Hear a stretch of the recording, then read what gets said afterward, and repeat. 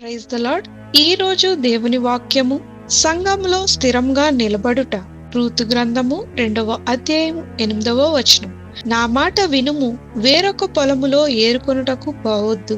దేవుని దయను దీవెనను మనం పొందుకోవాలంటే మనం దేవునిలో నమ్మకంగా ఉండాలి. జీవితంలో సమస్తమును కోల్పోయి భారంతో కొనసాగుతున్న రూతు బోయజు పొలంలో పరిగె ఏరుకొనుచుండగా ఈ స్థలము పొలమును విడిచి వేరొక పొలముకు వెళ్ళొద్దని, తన యొద్దనే నిలకడగా ఉండుమని రూతుతో చెప్పెను.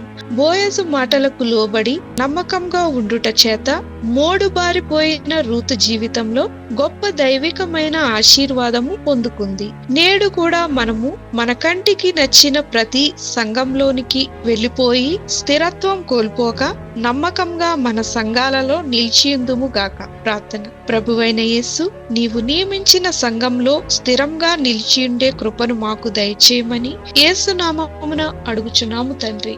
ఆమేన్.